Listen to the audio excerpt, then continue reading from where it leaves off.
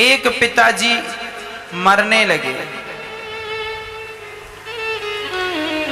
उन्होंने अपनी वसीयत में लिखा कि मेरी संपत्ति का आधा हिस्सा बड़े बेटे को मिले, संपत्ति का चौथा हिस्सा छोटे बेटे को मिले और संपत्ति का 5वां हिस्सा बेटी को मिले। वसीयतनामा लिखकर बूढ़े आदमी मर गए। अब जब लोग पंचायत बैठी कि भाई संपत्ति क्या है, तो संपत्ति में केवल 19 ऊंट थे। ना घर था, ना जमीन जायदाद थी, मात्र 19 ऊंट संपत्ति के नाम पर। अब 3 लोगों में बंटने हैं 19 ऊंट। बांटो, कैसे बटेंगे? संपत्ति का आधा हिस्सा बड़े बेटे को, तो 19 का आधा। अब पैसा होए तो आधा कर ले, ऊंट को कैसे आधा करें? ऊंट है, अब ऊंट को 19 से आधा करना है तो क्या संभव है? अब बंटवारा रुक गया, कैसे करें? अब संपत्ति का आधा, अब किसी ने कहा एक काम करो, एक ऊंट बेच दो तो 18 रह जाएंगे, तो 18 का आधा हो जाएगा, 9 दूनी 18। एक बेच दो, उसका पैसा तुम तीनों बांट लेना। पंचायत ने बोला, पंच लोगों ने, ना पिताजी ने जो लिखा है वही करो, कोई ऊंट नहीं बिकेगा, जितने ऊंट हैं उतने ही बांटो। अब पंचायत सवेरे से शाम तक बैठी, कोई समाधान नहीं। आपके पास भी कोई समाधान हो तो बताओ। 3 लोगों में बंटवारा करना है और वही बंटवारा होगा जो पिता ने वसीयतनामा में लिखा।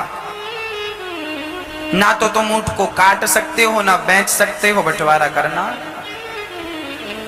सवेरे से शाम हो गई, शाम से रात हो गई, पंचायत उठी, खाना पीना खाई, सोई, बोले सवेरे फिर लगेगी। सवेरे पंचायत लगी, फिर कोई समाधान नहीं। बड़े बड़े पंडितों को बुलाया, बड़े बड़े गणितज्ञों को बुलाया कि भाई 19 का आधा करो, कैसे करोगे?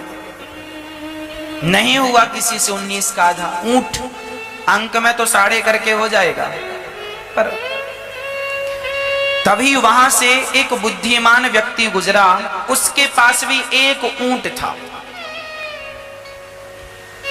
वो ऊंट लेके जा रहा था, वहां ऊंट लेकर चला तो देखा पंचायत लगी। पूछा भैया क्या हो रहा है? बोले बंटवारा हो रहा है, परंतु बंटवारा ठीक हो नहीं पा रहा है, क्योंकि 19 ऊंट हैं और लेने वाले 3 हैं। वसीयतनामा में लिखा है कि आधा हिस्सा बड़े बेटे को, चौथाई हिस्सा छोटे बेटे को, और संपत्ति का 5वां हिस्सा बेटी को चाहिए। अब उस व्यक्ति ने कहा, मरने वाले का नाम क्या? उस व्यक्ति ने जिसका एक ऊंट वो लेकर जा रहा था, उसने पूछा, उनने कहा फलाने का नाम मान सिंह था। अरे ये मान सिंह तो हमारे दोस्त थे, क्या मर गए? हाँ मर गए, उनके बच्चों का बंटवारा नहीं हो रहा। उन्होंने कहा लाओ हम बंटवारा कर देते हैं। उन्होंने कहा सुनो, 19 है ना, एक काम करो, ये हमारा वाला जो ऊंट है ये भी इसी में मिला लो और मिलाकर बंटवारा करो। वो हमारे दोस्त हैं, हमने भी अपना ऊंट दिया, लो। अब 19 थे, अब हो गए 20, एक और मिला दिया, कितने हो गए? अब 20 का आधा हिस्सा देना है बड़े बेटे को। कितना दिया?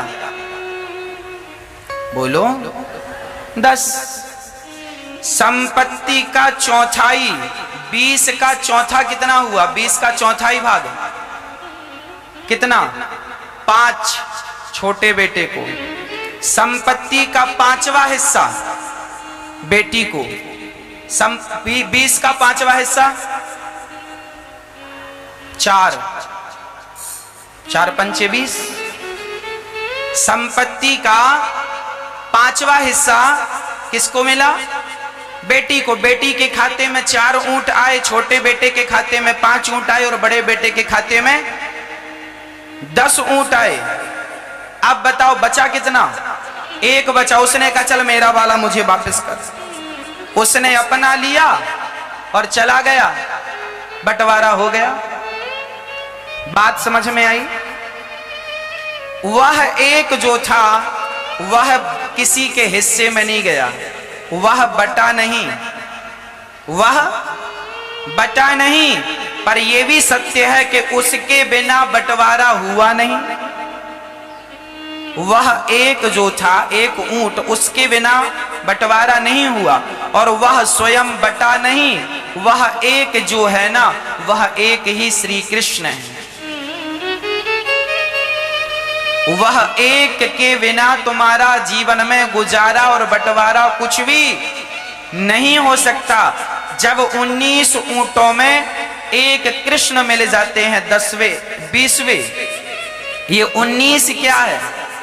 5 ज्ञानेंद्रियां, 5 कर्मेंद्रियां, 5 तत्व और 4 अंतःकरण। मन बुद्धि चित्त अहंकार कितना हुआ? 19 हुआ। 5 ज्ञानेंद्रियां, शब्द स्पर्श रूप रस गंध, 5 ज्ञानेंद्रियां, 5 कर्मेंद्रियां। आंख हमारी ज्ञानेंद्रिय है, कान ज्ञानेंद्रिय, नाक ज्ञानेंद्रिय, जिह्वा ज्ञानेंद्रिय, त्वचा ज्ञानेंद्रिय, टोटल 5 हो गए। 5 कर्मेंद्रियां, हाथ से लेना देना, पांव से चलना फिरना, मुंह से बोलना बतलाना, 3 हो गए। 2, एक मूत्र द्वार, एक मल द्वार, टोटल 5। 5 5 10 हो गए। 5 तत्व, पृथ्वी जल वायु अग्नि आकाश, ये 5 तत्व और 4 अंतःकरण, मन बुद्धि चित्त अहंकार, ये 19 है। ये 19 ऊंट हैं। यह 19 अधूरे हैं 20वें के बिना। ये 20वां कौन है? कृष्णात् परम किमपि तत्त्वमहं न जाने। वह कृष्ण रूपी तत्व ही 20वां तत्व है, अर्थात सर्वश्रेष्ठ तत्व है।